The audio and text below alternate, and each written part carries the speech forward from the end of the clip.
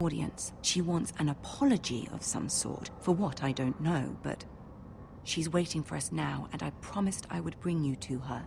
I wouldn't ask this of you if it were not important. I cannot afford any conflict with Cersei with the wedding so near. I'll do as you ask, my lady. I knew I could trust you. Humor her. Tell her what she wants to hear. See if the Queen Regent is ready to receive us.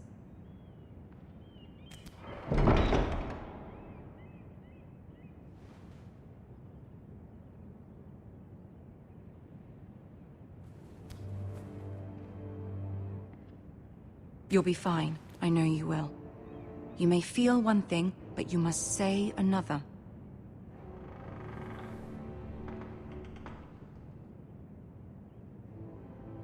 Good luck.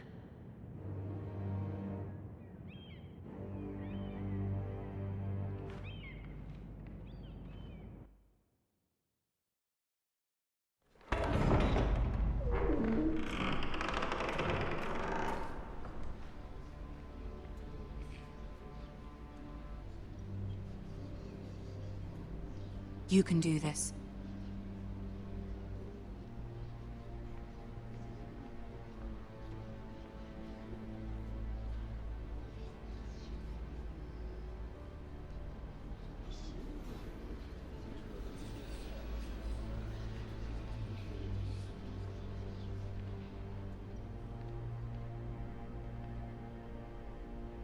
Ah, Lady Marjorie. Aren't you looking lovely this evening? Lord Tyrion. Your Grace? With your permission, allow me to introduce Lady Mira of House Forrester.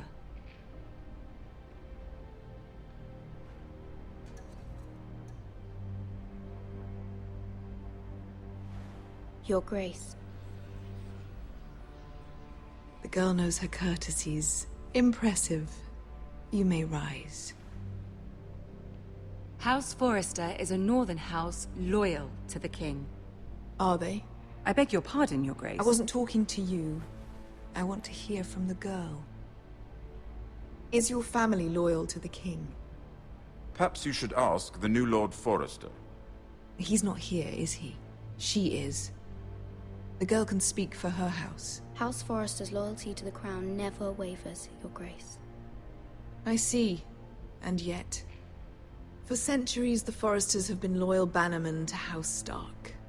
A house of traitors. They are noble, not traitors, Your Grace. Noble? Perhaps once. For a northern house. But now they're merely dead. Is your house willing to swear fealty to your new liege lord, Roose Bolton?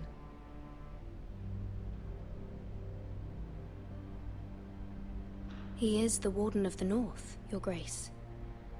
He is. And I the Queen Regent and Tyrion the Master of Coin. The girl has a remarkable talent for answering questions while in fact saying nothing at all. Old allegiances are not easily abandoned. But now that the war is over, we must look to rebuild and forge new alliances. There are ships and shields to be built, and Joffrey will need a steady supply of ironwood for his armies. I'm told there are others who would happily serve that purpose, but I trust we can rely on House Forrester. Forster Ironwood does seem rather unique. Our talent is unrivaled, Your Grace. Forrester Ironwood is highly sought after in the Seven Kingdoms. So I'm told. It would be a shame to see it fall into the hands of another house. I imagine you'd do almost anything to prevent that from happening, wouldn't you? Ask any Lannister, and they'd do whatever was necessary to save Casterly Rock. It would be unfortunate to see another house lay claim to what's yours. I won't dishonor myself, Your Grace. I see. What would you have the girl do, Cersei? It's not as if she fought beside the Starks, wielding a battle axe for the Northern Army. It raises an interesting question, I suppose.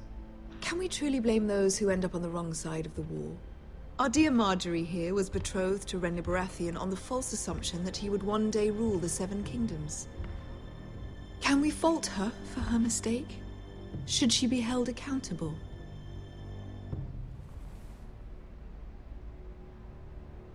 She was just following her heart, Your Grace. And the very same heart so quickly led her to my son. If there's a point to this, I hope you find it quickly. Loyalty can be such a hard thing to define. This city alone is filled with all sorts of ambitious opportunists looking to reinvent themselves, pretending to be something they're not. Who knows what lurks within their hearts? You are a girl from the north, here in service to Lady Marjorie. One can only assume her interests are yours. Yet loyalty to a king, that must be absolute, beyond question. And if your loyalties were to become conflicted between your king and the very person whom you serve, what would you do then? I'm sure she would... Let the girl answer the question. Go on. I must choose Marjorie, Your Grace. I serve at her pleasure. Clearly your handmaiden does not have her priorities straight. She is a threat to the crown, isn't she? The most dangerous handmaiden in all of King's Landing. She's headstrong, isn't she? Not surprising, I suppose, for a northern girl. But not very encouraging either. I'd like a word with you, if I may. Of course, Your Grace.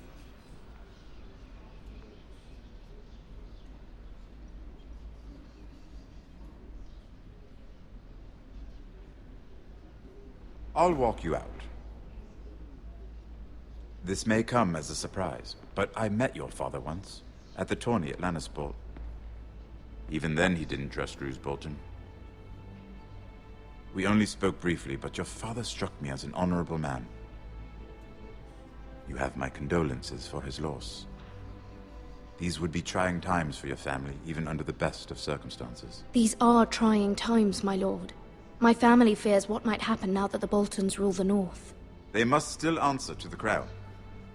You shouldn't forget that, nor should they. You were brave to declare your loyalty to Lady Marjorie. No doubt she was pleased, but Cersei, she will not soon forget what you said. It was quite the first impression. I, of course, found it all highly entertaining. I did it for Lady Marjorie. As you should. And of course she has your best interests at heart. My sister and I have our differences. She takes great pleasure in her little charades. I take mine in thwarting them. We must find our amusements where we can. She threatened to give your ironwood to another house. It is the Master of Coin who decides such matters. The crown needs boats. Boats need wood, and I speak for the crown in this regard. Not her. What are you suggesting? I suppose the crown could be persuaded to secure ironwood from House Forrester. Lady Marjorie might not look favorably on such an alliance, and it would infuriate Cersei. Although what would be amusing for me might prove rather dangerous for you and your house. Are you willing to risk that? It may be far too dangerous. It's a risk I'm willing to take, Lord Tyrion. Please. You are a brave girl, aren't you? I'll consider it. Now, if you'll excuse me, I promised Sansa I would join her for dinner tonight. 3 beautiful bottles of Dornish wine await my arrival. The mere thought of them makes me thirsty already. I hope we meet again. Nothing would make Cersei happier. Until then, be careful. This is not the North. King's Landing can be a nest of vipers to the uninitiated.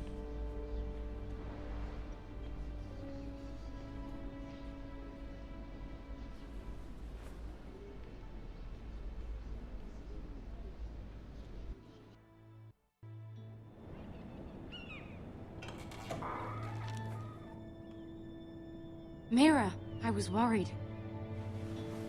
How was it? Cersei has a way of looking at you as though you're nothing. It went well. Really? That's a relief. Cersei is known for being rather difficult.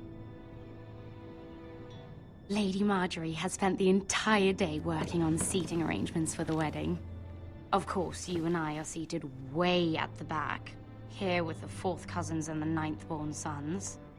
Ah, Sir Jamie. I wouldn't mind tarnishing that white cloak of his. Sarah! What? It's true. And Oberyn Martell, the Red Viper. I'm told he has a paramour, which I doubt is Dornish for wife. You'll get us in trouble. We're just having some fun. Perhaps Lady Marjorie could make the right introductions. Who knows? We might meet our future husbands. Although, marrying a king, I can only imagine what that would be like. Would you marry Joffrey if it meant you'd become queen? He does have a certain look about him, and he's always treated Lady Marjorie well, which is more than you can say for his mother. I'd be willing to marry, but not Joffrey. Well, I would marry him. Imagine the power you would have as Queen of the 7 Kingdoms. I might even allow you to be my handmaiden. Let's see, who else should we marry off? Brienne of Tarth and Tyrion Lannister. What a perfect match! Sir Bronn and... What are you doing?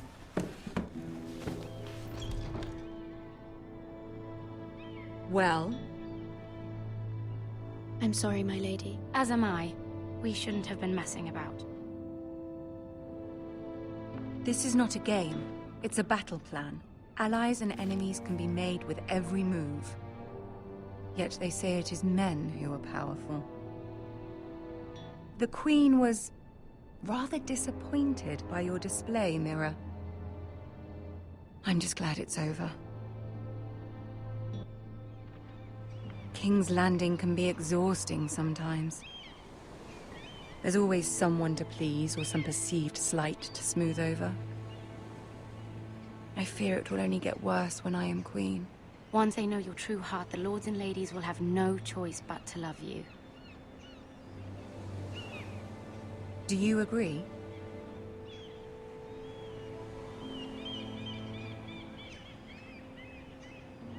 Once you are queen, the lords and ladies will do their best to please you. You learn very quickly.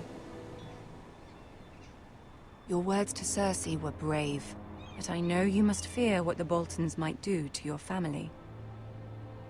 I do appreciate your willingness to appease her, as difficult as it may have been. Thank you, my lady. There's been something on my mind. Something important.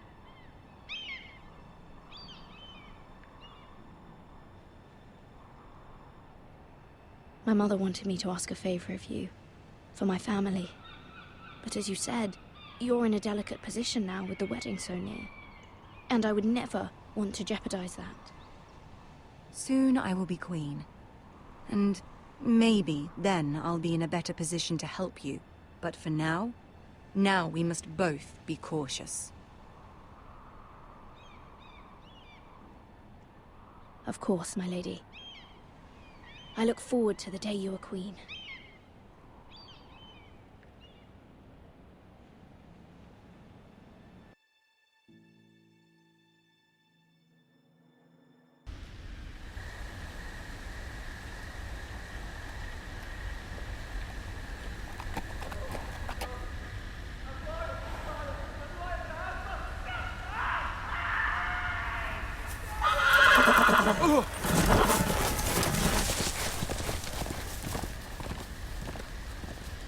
Seven hells.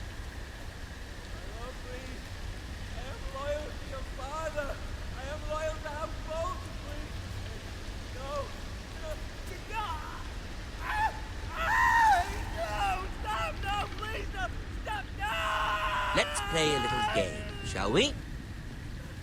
Did you know my ancestors wore the skins of their enemies as a coat?